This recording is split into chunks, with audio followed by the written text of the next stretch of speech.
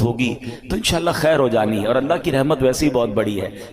وہ غالباً مولانا حسن رضا خان صاحب کا شعر ہے نا، تیری رحمتوں سے کم ہے میرے جرم اس سے زائد، نہ مجھے حساب آئے نہ مجھے شمار آئے۔ کیا خوبصورت کاؤنٹنگ پیش کی ہے مولا، مجھے اور کوئی حساب نہیں آتا، مجھے یہ نہیں پتا میرے جرم کتنے ہیں، مجھے ایک حساب آتا ہے کہ تیری رحمتوں سے کم ہے، مجھے یہ پتا ہے بہت زیادہ ہے، میں مانتا ہوں بڑی خطائیں ہیں، بڑے جرم ہیں، مگر ایک حساب ضرور آتا ہے مجھے کہ جتنے بھی گناہ ہیں تیری رحمتوں سے کم ہیں، میرے جرم اس سے زائد نہ مجھے حساب آئے نہ مجھے شمار آئے۔ مطلب اور کوئی کاؤنٹنگ نہیں آتی مجھے، ایک کاؤنٹنگ پتا ہے کہ جتنا تو بڑا رحیم ہے نا، تیری رحمت جتنی بڑی ہے اس کے مقابلے میں میرے گناہ کچھ نہیں۔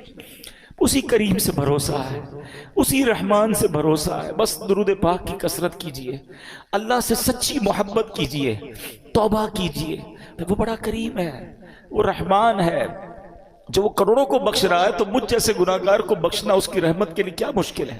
اللہ ہم سب کی بخشش فرمائے۔ نیت کر لیں کہ بس انشاءاللہ آج کے بعد درود پاک کی کثرت کریں گے انشاءاللہ۔ آئیے مل کر محبت کے ساتھ بآواز بلند درود پاک پڑھ لیں۔ صلو علی الحبیب صلی اللہ تعالی علی محمد صلی اللہ علیہ وسلم۔ حضرت وہب بن منبہ رحمۃ اللہ تعالی بہت بڑے بزرگ ہیں، یہ تابعی بزرگ ہیں۔ آج یہ بھی سمجھ لے تابعی کس کو کہتے ہیں، صحابی کس کو کہتے ہیں، پہلے یہ ڈیفینیشن سمجھ لے۔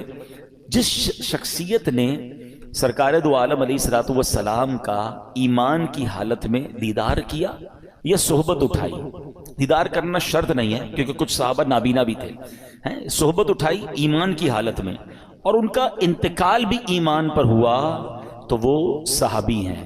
اور سبحان اللہ، ہر صحابی جنتی ہے، ہر صحابی نبی ایسے بڑی کمال کی بات ہے، دنیا کا کوئی قطب، کوئی ابدال، کوئی غوث کسی صحابی کے مرتبے پر نہیں پہنچ سکتا ہے، لیکن غوث قطب ابدال کی کتنی عبادتیں ہیں۔